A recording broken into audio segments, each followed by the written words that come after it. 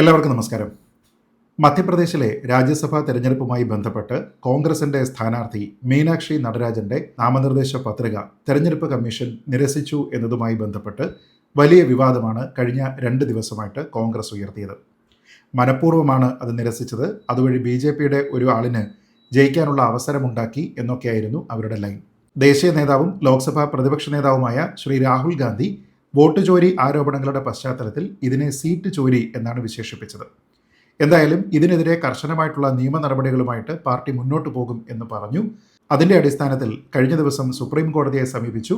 ഈ കേസ് നിലനിൽക്കുമോ ഇല്ലയോ എന്നുള്ള അതിന്റെ മെയിൻറ്റൈനബിലിറ്റിയുടെ വിഷയം പരിശോധിക്കപ്പെടേണ്ടതാണ് എന്ന് സുപ്രീം കോടതി പറഞ്ഞിരുന്നു. എന്തായാലും ഇന്നത്തെ ദിവസത്തേക്ക് ഇത് അടിയന്തര പ്രാധാന്യത്തോടുകൂടി ലിസ്റ്റ് ചെയ്യുന്നു.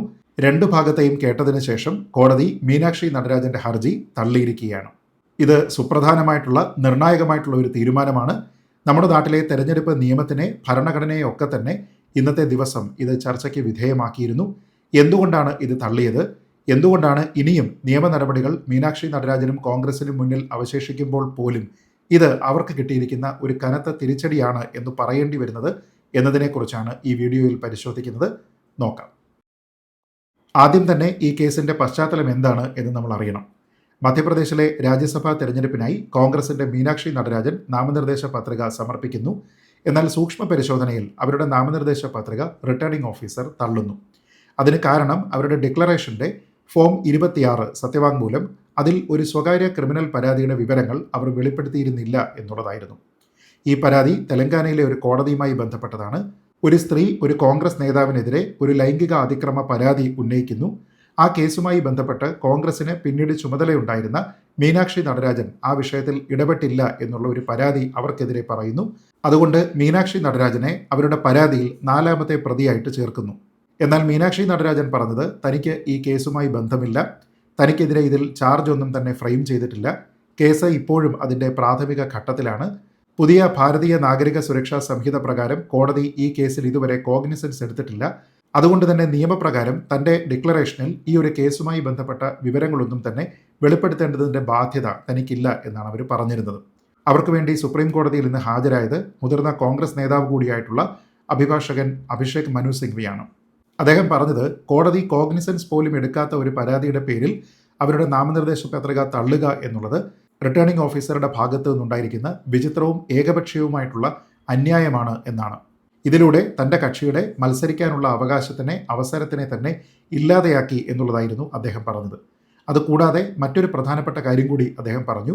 തെരഞ്ഞെടുപ്പ് ഫലം ഇതിനകം തന്നെ പ്രഖ്യാപിക്കപ്പെട്ടിരിക്കുകയാണ്. അതുകൊണ്ട് തന്നെ എതിരാളികളില്ലാത്തതിനാൽ BJPയുടെ മറ്റ് 3 സ്ഥാനാർത്ഥികളെ ഇവിടെ വിജയികളായിട്ട് പ്രഖ്യാപിക്കുകയും ചെയ്തു.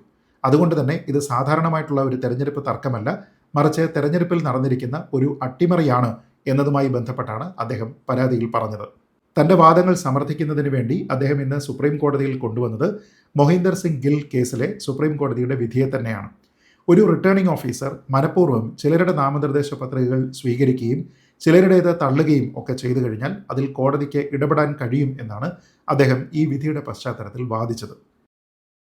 അതേപോലെ അടിയന്തര പ്രാധാന്യത്തോടുകൂടി ഇത് സുപ്രീം കോടതി പരിഗണിക്കണം എന്നുള്ളതിന് ന്യായമായിട്ട് അദ്ദേഹം പറഞ്ഞത് സാധാരണഗതിയിൽ ഒരു തെരഞ്ഞെടുപ്പ് ഹർജി ഈ വിഷയത്തിൽ സമർപ്പിക്കപ്പെട്ടാൽ അതിൽ വാദങ്ങൾ തീർന്ന് അന്തിമ വിധി വരാൻ ചിലപ്പോൾ വർഷങ്ങൾ തന്നെ എടുത്തേക്കും. അതുകൊണ്ട് തന്നെ നിയമം 6 മാസത്തിനുള്ളിൽ തീർപ്പ് കൽപ്പിക്കണം എന്ന് പറഞ്ഞാൽ പോലും അങ്ങനെയുള്ള ഒരു നീതി നിർവഹണം നടക്കുന്നില്ല. അതുകൊണ്ട് ഈ വിഷയം അടിയന്തര പ്രാധാന്യത്തോടുകൂടി സുപ്രീം കോടതി പരിഗണിച്ച് അതിൽ വിധി പറയണം എന്നാണ് അദ്ദേഹം ആവശ്യപ്പെട്ടത്.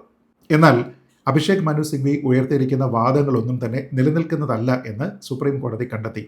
ജസ്റ്റിസ് പ്രശാന്ത് കുമാർ മിശ്രയും ജസ്റ്റിസ് AS ചന്ദൂർക്കറും അടങ്ങുന്ന ബെഞ്ച് ഭരണഘടനയിലെ 329 ആർട്ടിക്കിളിനെ ആശ്രയിച്ചുകൊണ്ടാണ് ഈ വാദങ്ങളെല്ലാം തന്നെ പൊളിച്ചത്. ഇതിൽ കോടതി വളരെ വ്യക്തമായി പറഞ്ഞത് ആർട്ടിക്കിൾ 329 എന്ന ഭരണഘടനാ അനുച്ഛേദത്തിൽ പറയുന്നത് പ്രകാരം ഒരു തെരഞ്ഞെടുപ്പ് പ്രക്രിയയുമായി ബന്ധപ്പെട്ട് എന്തെങ്കിലും തരത്തിലുള്ള തർക്കങ്ങളുണ്ട് എങ്കിൽ തെരഞ്ഞെടുപ്പ് നടപടിക്രമങ്ങൾ പൂർത്തിയായതിനു ശേഷം അത് ഒരു തെരഞ്ഞെടുപ്പ് ഹർജിയിലൂടെ ഹൈക്കോടതിയെ സമീപിക്കുകയാണ് വേണ്ടത് എന്നാണ്. ഇങ്ങനെ വിഭാവനം ചെയ്തിരിക്കുന്നത് തന്നെ തെരഞ്ഞെടുപ്പ് സമയത്ത് കോടതികൾ അതിൽ ഇടപെടാതിരിക്കാനുള്ള ഭരണഘടനാപരമായിട്ടുള്ള ഒരു വിലക്കാണിത് എന്നതിൻ്റെ അടിസ്ഥാനത്തിലാണ്. അതുകൊണ്ട് തന്നെ കോടതി പറയുന്നത് അപൂർവമായിട്ട് കോടതിക്ക് ഇതിൽ ഇടപെടാം, പക്ഷേ വ്യക്തമായിട്ടുള്ള തെറ്റുകളുള്ള ഒരു കേസിൽ മാത്രമാണ് ഇടപെടാൻ കഴിയുക, മറ്റുള്ള കേസിൽ ഇടപെടാനായിട്ട് കഴിയില്ല. അതുകൊണ്ട് തന്നെ തെലങ്കാന കോടതി ഈ വിഷയത്തിൽ കോഗ്നിസൻസ് സ്വീകരിച്ചിട്ടുണ്ടോ, സമൻസ് അയച്ചു കഴിഞ്ഞാൽ അത് കോടതിയുടെ കോഗ്നിസൻസ് അല്ലേ കാണിക്കേണ്ടത് തുടങ്ങിയ കുറേയധികം കാര്യങ്ങൾ പരിഗണിക്കപ്പെടേണ്ടതായിട്ടുണ്ട്. അതുകൊണ്ട് തന്നെ ഈ വിഷയത്തിൽ വ്യക്തമായ തെറ്റുകളുണ്ട് എന്ന രീതിയിലത്തേക്ക് ചൂണ്ടിക്കാട്ടാനായിട്ട് ഒന്നുമില്ല എന്നാണ് കോടതി കണ്ടെത്തിയത്. ചുരുക്കി പറഞ്ഞാൽ ചില നാമനിർദ്ദേശ തർക്കങ്ങൾ സുപ്രീം കോടതി പരിഗണിക്കുകയും ചിലത് ഹൈക്കോടതി പരിഗണിക്കുകയും മറ്റു ചിലത് തെരഞ്ഞെടുപ്പ് ട്രിബ്യൂണലുകൾ പരിഗണിക്കുകയും ചെയ്യുന്ന ഒരവസ്ഥ കോടതിയോ ഭരണഘടനയോ ആഗ്രഹിക്കുന്നില്ല എന്നുള്ളതാണ്. അതുകൊണ്ട് തന്നെ ഒരൊറ്റ നിയമം മാത്രമേ അതിന് പാടുള്ളൂ. അത് ഭരണഘടനാപരമായിട്ട് വാലിഡായിട്ടുള്ള പ്രൊവിഷനാണ്. തെരഞ്ഞെടുപ്പുമായി ബന്ധപ്പെട്ട് നാമനിർദ്ദേശ പത്രികയുമായി ബന്ധപ്പെട്ട് എന്തെങ്കിലും തരത്തിലുള്ള പരാതി ഉണ്ടെങ്കിൽ ആ അഗ്രീവ്ഡ് പാർട്ടി തെരഞ്ഞെടുപ്പ് നടപടിക്രമങ്ങൾ പൂർത്തിയായതിനു ശേഷം ഒരു ഇലക്ഷൻ പെറ്റീഷൻ വഴി ഹൈക്കോടതിയെ സമീപിക്കുക. ഈ വിഷയത്തിൽ മീനാക്ഷി നടരാജനും ചെയ്യേണ്ടത് അതുതന്നെയാണ് എന്ന് കോടതി പറയുന്നു. ഇവിടെ മീനാക്ഷി നടരാജന്റെ ഏറ്റവും പ്രധാനപ്പെട്ട വാദം എന്നത് തന്നെ ഭരണഘടനയുടെ 32-ാം അനുച്ഛേദ പ്രകാരം തനിക്ക് തെരഞ്ഞെടുപ്പിൽ മത്സരിക്കാനുള്ള ഒരു മൗലികാവകാശം ഇവിടെ റദ്ദ് ചെയ്യപ്പെട്ടു എന്നതിന്റെ അടിസ്ഥാനത്തിൽ ഈ കേസ് കോടതി പരിഗണിക്കണം എന്നാണ്. എന്നാൽ ഇവിടെ തെരഞ്ഞെടുപ്പ് കമ്മീഷന് വേണ്ടി ഹാജരായ അഡ്വക്കേറ്റ് മുകുൾ റോഹത്ഗി പറഞ്ഞത് അങ്ങനെ ഒരു അവകാശം ഇവിടെ ഇല്ല എന്നാണ്. അതായത് ഒരാൾക്ക് തെരഞ്ഞെടുപ്പിൽ മത്സരിക്കാനുള്ള അവകാശം എന്നത് മൗലികമായിട്ടുള്ള ഒരു അവകാശമല്ല, മറിച്ച് അത് നിയമപരമായിട്ടുള്ള ഒരു അവകാശമാണ്. അതായത് അതൊരിക്കലും ഒരു ഫണ്ടമെന്റൽ റൈറ്റ് അല്ല, അത് ഒരു സ്റ്റാറ്റ്യൂട്ടറി റൈറ്റ് മാത്രമാണ്. അതുകൊണ്ട് തന്നെ ആർട്ടിക്കിൾ 32-ൽ പറയുന്നതനുസരിച്ച് മൗലികാവകാശങ്ങൾ ഭേദിക്കപ്പെടുന്നുണ്ട് എങ്കിൽ അതുമായി ബന്ധപ്പെട്ട് കോടതിയെ സമീപിക്കാമെന്നാണ്. ഇവിടെ മൗലികാവകാശം ഒന്നും തന്നെ ഭേദിക്കപ്പെട്ടിട്ടില്ല. ഇവിടെയുള്ളത് നിയമപരമായിട്ടുള്ള ഒരു അവകാശമാണ്. അതിൽ തീരുമാനമെടുക്കാനായിട്ട് മറ്റ് ഡെസിഗ്നേറ്റഡ് ആയിട്ടുള്ള അതോറിറ്റീസ് ഉണ്ട്. അതിന് അതിൻ്റേതായിട്ടുള്ള നിയമവശങ്ങൾ വേറെയുമുണ്ട്. അതുകൊണ്ട് തന്നെ ഈ കേസിൽ ആർട്ടിക്കിൾ 32 അനുസരിച്ച് സുപ്രീം കോടതി ഇടപെടാൻ കഴിയില്ല എന്ന് റോഹത്ഗി പറഞ്ഞു. അത് സുപ്രീം കോടതി അംഗീകരിക്കുകയും ചെയ്തു. തന്നെയുമല്ല, ഇവിടെ മീനാക്ഷി നടരാജൻ അഭിഷേക് മനു സിംഗ്വി വഴി കോടതിയെ അറിയിക്കാൻ ശ്രമിച്ചതും കോൺഗ്രസ് പുറത്ത് പറഞ്ഞു നടക്കുന്നതുമായിട്ടുള്ള ഒരു കാര്യം തെരഞ്ഞെടുപ്പ് കമ്മീഷൻ BJPയോടൊപ്പം ചേർന്ന് നിൽക്കുന്നു എന്നുള്ളതാണ്. അതിന്റെ അടിസ്ഥാനത്തിൽ തെരഞ്ഞെടുപ്പ് കമ്മീഷന് ഇതുമായി ബന്ധപ്പെട്ട പരാതി നൽകിയിട്ടും റിട്ടേണിംഗ് ഓഫീസറുടെ തെറ്റായിട്ടുള്ള തീരുമാനത്തിനെ തിരുത്താനായിട്ട് തെരഞ്ഞെടുപ്പ് കമ്മീഷൻ ശ്രമിച്ചില്ല. പകരം ഈ ഫലങ്ങളെല്ലാം തന്നെ കോടതിയുടെ പരിഗണന ഈ വിഷയത്തിൽ എത്തുന്നതിന് മുമ്പ് തന്നെ പ്രഖ്യാപിക്കപ്പെട്ടു എന്നുള്ളതുമാണ്.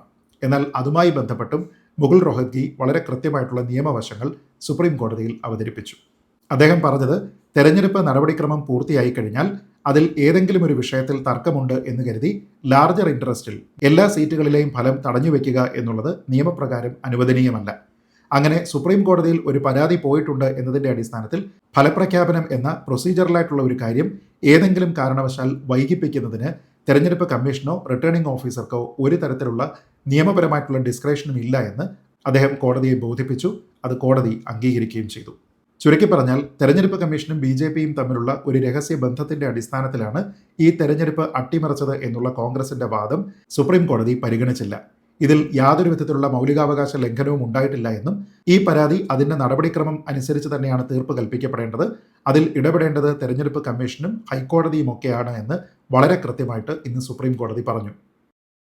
BJPക്ക് വേണ്ടി ഈ തെരഞ്ഞെടുപ്പ് നോമിനേഷനെ അനാവശ്യമായി തള്ളുകയും അതിൽ തീരുമാനം കോടതിയുടെ ഭാഗത്തു നിന്ന് വരുന്നതിന് മുമ്പ് തന്നെ ഇതിന്റെ ഫലപ്രഖ്യാപനം നടത്തുകയും ഒക്കെ ചെയ്തിരിക്കുന്നത് അട്ടിമറിയാണ് എന്ന മട്ടിലാണ് കോൺഗ്രസ് കോടതിക്കുള്ളിലും കോടതിക്ക് പുറത്തും പറഞ്ഞത്.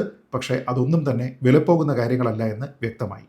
ഇനി ഇതിൽ നിന്ന് നമ്മൾ സാധാരണ ജനങ്ങൾ വോട്ടർമാർ മനസ്സിലാക്കേണ്ടതായിട്ടുള്ള മറ്റൊരു കാര്യം കൂടിയുണ്ട്. ഏതൊരു വിഷയത്തിലും അതിൻ്റെ നിയമപരമായിട്ടുള്ള മാർഗങ്ങൾ സ്വീകരിക്കുന്നതിന് പകരം രാഷ്ട്രീയമായിട്ടുള്ള ആരോപണം ഉന്നയിച്ചുകൊണ്ട് ഇവിടെയുള്ള ഭരണഘടനാ സ്ഥാപനങ്ങളുടെ ഇലക്ഷൻ പ്രോസസ്സിൻ്റെ ഒക്കെ തന്നെ വിശ്വാസ്യതയെ ഇല്ലാതെയാക്കുന്നതിനാണ് കോൺഗ്രസ് കുറെ കാലമായിട്ട് ഇപ്പോൾ ശ്രമിച്ചുകൊണ്ടിരിക്കുന്നത്. EVMൻ്റെ കാര്യത്തിൽ അഴിമതി നടക്കുന്നു എന്നതുൾപ്പെടെ, തെരഞ്ഞെടുപ്പ് വോട്ടർ പട്ടികയിൽ അഴിമതി നടക്കുന്നു എന്നതുൾപ്പെടെ, SIRൽ അഴിമതി നടക്കുന്നു എന്നതുൾപ്പെടെ, തെരഞ്ഞെടുപ്പ് കമ്മീഷൻ പോലും BJPയുടെ താല്പര്യത്തിനനുസരിച്ചാണ് പ്രവർത്തിക്കുന്നത് എന്ന നറേറ്റീവ് സൃഷ്ടിക്കാനാണ് രാഹുൽ ഗാന്ധി അടക്കം ശ്രമിക്കുന്നത്. മുമ്പ് നടന്നിരിക്കുന്ന തെരഞ്ഞെടുപ്പുകളിലെല്ലാം വോട്ട് ചോരി നടന്നിട്ടുണ്ട് എന്നൊക്കെ ആരോപിച്ചിരുന്ന കോൺഗ്രസ് ഒരൊറ്റ വിഷയത്തിൽ പോലും അതിൽ സുപ്രീം കോടതിയെ സമീപിക്കുന്നതിന് തയ്യാറായിട്ടില്ല. മറിച്ച് മീനാക്ഷി നടരാജന്റെ കേസ് വന്നപ്പോൾ ഉടനെ തന്നെ അത് വോട്ട് ചോരിയാണ്, സീറ്റ് ചോരിയാണ് എന്നൊക്കെ പറഞ്ഞുകൊണ്ട് അവർ സുപ്രീം കോടതിയെ സമീപിക്കാനായിട്ട് ശ്രമിക്കുകയും ചെയ്തു. അപ്പോൾ എന്തുകൊണ്ടാണ് നിങ്ങൾ മറ്റ് കേസുകളിൽ സുപ്രീം കോടതിയെ സമീപിക്കാത്തത്? ആ കേസുകളിൽ എന്തുകൊണ്ടാണ് നിങ്ങൾ സുപ്രീം കോടതിയെയോ ഹൈക്കോടതിയെയോ ഇനി ഇലക്ഷൻ കമ്മീഷനെയോ സമീപിച്ചുകൊണ്ട് അതിൻ്റെ പരാതികൾ കൃത്യമായിട്ട് ബോധിപ്പിക്കാനും നിയമപരമായിട്ടുള്ള നടപടികൾ സ്വീകരിക്കാനും തയ്യാറാകാത്തത് എന്നുള്ളൊരു ചോദ്യമുണ്ട്. അത് അവിടെ പോയി പരിഗണിക്കപ്പെട്ടാൽ കോൺഗ്രസിൻ്റെ വാദങ്ങളെല്ലാം തന്നെ പൊളിയും നിയമപരമായിട്ട് എന്നുള്ളത് കൃത്യമായിട്ട് കോൺഗ്രസ് നേതൃത്വത്തിന് ബോധ്യമുണ്ട് എന്ന് വേണം മനസ്സിലാക്കാൻ. അതുകൊണ്ട് തന്നെ ഈ വിഷയവുമായി ബന്ധപ്പെട്ട് എന്തെങ്കിലും തരത്തിലുള്ള നിയമപ്രശ്നങ്ങൾ ഉണ്ടെങ്കിൽ തനിക്കെതിരെ അനീതി ഉണ്ടായിട്ടുണ്ട് എന്ന് മീനാക്ഷി നടരാജന് കൃത്യമായ ബോധ്യമുണ്ടെങ്കിൽ നിയമപ്രകാരം കോടതി അനുശാസിക്കുന്നത് പോലെ ഒരു ഇലക്ഷൻ പെറ്റീഷനുമായി അവർ ഹൈക്കോടതിയെ സമീപിക്കുകയാണ് വേണ്ടത്. അതല്ലാതെ സീറ്റ് ചോരി എന്ന രീതിയിലത്തേക്കുള്ള വ്യാജ ആരോപണം ഉന്നയിച്ചുകൊണ്ട് നമ്മുടെ തെരഞ്ഞെടുപ്പ് സംവിധാനത്തിനെ മൊത്തത്തിൽ റദ്ദ് ചെയ്യുന്നതിന് വേണ്ടിയിട്ടുള്ള ഒരു ശ്രമം ദയവ് ചെയ്ത് കോൺഗ്രസ് നടത്താതിരിക്കുക. അതുകൊണ്ട് തന്നെ എത്രത്തോളം പ്രാധാന്യത്തോടു കൂടിയിട്ടാണോ വോട്ട് ചോരി പോലെ സീറ്റ് ചോരിയും അവതരിപ്പിക്കപ്പെട്ടത്, അതിലൊരു തരത്തിലുള്ള അടിയന്തര പ്രാധാന്യവുമില്ല എന്നും അതേപോലെ അത് നിയമപരമായിട്ട് തങ്ങൾക്ക് ഇടപെടാൻ കഴിയുന്ന വിഷയമല്ല എന്നും അതിൽ പ്രഥമദൃഷ്ട്യാ ഗുരുതരമായിട്ടുള്ള ഒരു കുറ്റം ഉണ്ട് എന്ന് കണ്ടെത്താൻ കഴിയില്ല എന്നും സുപ്രീം കോടതി പറഞ്ഞ് അവരുടെ ഹർജി തള്ളിയിരിക്കുകയാണ്. എന്തായാലും കോടതിയിൽ നിന്ന് മീനാക്ഷി നടരാജന് ഒരു സമൻസ് കിട്ടിയിട്ടുണ്ട് എന്നുള്ളതൊരു വസ്തുതയാണ്. അതിനെ അവർ വിളിക്കുന്നത് പ്രീ കോഗ്നിസൻറ്റ് സമൻസ് എന്നാണ്. എന്നാൽ സാമാന്യ യുക്തിയിൽ ആൾക്കാർ മനസ്സിലാക്കുന്നത് കോടതി സമൻസ് അയച്ചു കഴിഞ്ഞാൽ അതിൽ കോഗ്നിസൻസ് എടുത്തു കഴിഞ്ഞു എന്ന് തന്നെയാണ്. അതുമായി ബന്ധപ്പെട്ട് മറ്റ് കോടതി വിധികൾ ഇതിനു മുമ്പ് ഉണ്ടായിട്ടുമുണ്ട്. എന്തായാലും ഈ വിഷയത്തിലെ നിയമപ്രശ്നം കോൺഗ്രസിന് താല്പര്യമുണ്ടെങ്കിൽ ഒരു ഇലക്ഷൻ പെറ്റീഷൻ വഴി പരിഹരിക്കപ്പെടട്ടെ. എന്തായാലും നമ്മുടെ ഭരണഘടനാ സ്ഥാപനങ്ങളെ അനാവശ്യമായ ആരോപണങ്ങളിൽ നിന്ന് വിമുക്തമാക്കുക എന്നുള്ളത് പ്രധാനപ്പെട്ട കാര്യമാണ്. ആ നിലയ്ക്ക് ഇന്നത്തെ സുപ്രീം കോടതിയുടെ വിധി പൂർണ്ണമായും സ്വാഗതാർഹമാണ് എന്ന് പറഞ്ഞുകൊണ്ട് ഈ വീഡിയോ അവസാനിപ്പിക്കുന്നു. ജയ് ഹിന്ദ്.